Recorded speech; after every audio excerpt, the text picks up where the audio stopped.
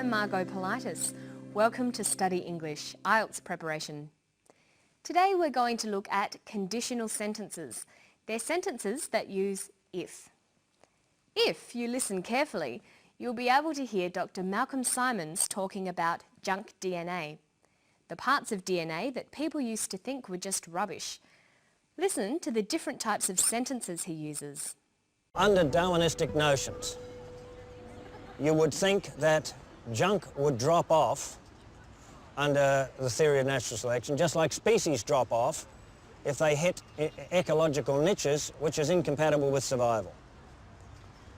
If they can adapt to those niches, then those that can survive and those that can't die is the notion.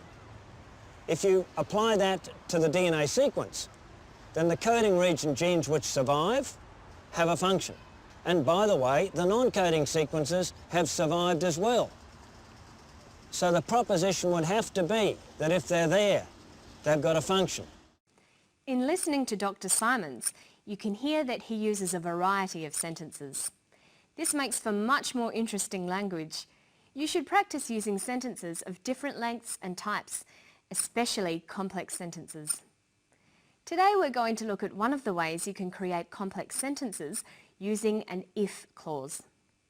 An if clause is a phrase that gives a condition that's necessary for something else to happen. They're often called conditional clauses. If means when, provided that, or on condition that. There are a few basic patterns for the if clause. Listen to this. If they can adapt to those niches, then those that can survive and those that can't die. So the proposition would have to be that if they're there, they've got a function. If they can adapt, then those that can survive. The pattern here is if, simple present tense verb, comma, followed by the word then. Then introduces a clause describing the consequences. Look at the second example in the extract. If they are there, they have a function. Notice that the then is left out in this example. Then is optional. He could have said if they are there, then they have a function.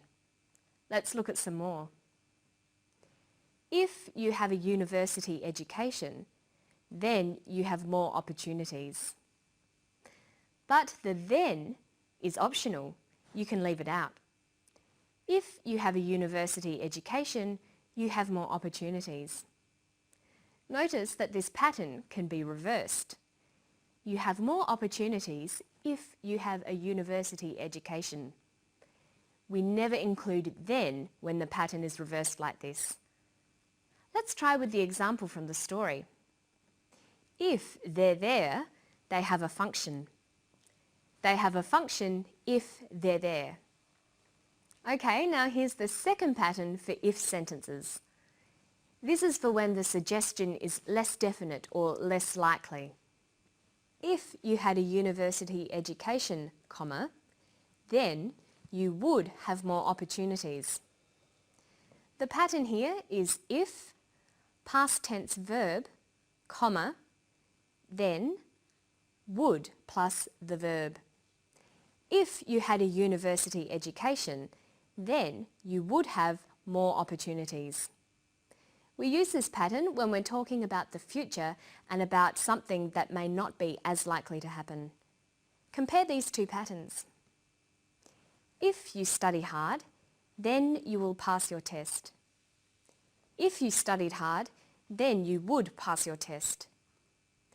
In the first example, it's a bit like making a useful suggestion. The second sentence is less definite and less polite. It suggests that the person doesn't study hard now. So that's two ways of making the conditional tense. How to say that one thing will happen or might happen if something else happens. There are other forms of the conditional tense too. If you learn them, then your English will improve. Okay, now we're going to look at ways of making opposites by using prefixes. Listen to Dr. Simons again.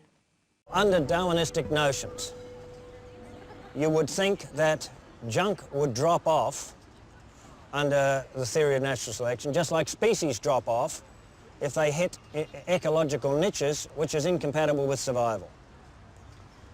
If they can adapt to those niches, then those that can survive and those that can't die is the notion. If you apply that to the DNA sequence, then the coding region genes which survive have a function. And by the way, the non-coding sequences have survived as well. In the passage, we heard the words survive and die. They have opposite meanings. To survive means to keep on living, and to die means to stop living. We call words with opposite meanings opposites. Sometimes opposites are formed from the same word stem using prefixes. Two of the prefixes he uses are in and non. Listen. And by the way, the non-coding sequences have survived as well. He calls the junk DNA the non-coding sequences. Non-coding means not coding. Notice that we use a hyphen with the non prefix. Non usually forms adjectives. It means not in the group of. So we have non-European, non-Aboriginal, or non-government. Non can also just mean not, giving a negative sense to a word. Non-fiction, non-smoking, and non-stick. The prefix in is used with adjectives as well to make opposites. It forms words like insignificant, not significant, inexpensive, not expensive, intolerant, not tolerant. Another common opposite prefix is un. We can have unfair, unattractive, unusual, unnatural. But un can also be used with verbs. It means that an action is reversed. So we have undo, undress, or unbend. There aren't many rules about what sort of words take these prefixes. You'll have to learn most opposites one by one. A good way to do this is to try to find out the opposite every time you come across a new word. Finally for today, let's have a look at how you can form adjectives from people's names. Under Darwinistic notions, you would think that junk would drop off under the theory of natural selection. He says under Darwinistic notions. Darwinistic here is an adjective, but it's got a capital letter. Do you know why? Well, that's because it comes from the name Darwin, referring to Charles Darwin, who developed the theory of natural selection. But it's got two suffixes, ist and ick. The ick suffix forms adjectives that mean belonging to or like. So Darwinistic means like a Darwinist. But a Darwinist? Well, the suffix ist forms adjectives too, but it forms an adjective that describes a type of person with a certain set of beliefs. When ist is added to people's names, it means someone who follows that person or who believes in what they wrote or said. So we can have a Darwinist, someone who believes in Darwin's theories, or a Marxist, someone who follows the writings of Marx, or a Buddhist, someone who follows the teachings of the Buddha. Well, we're out of time for today.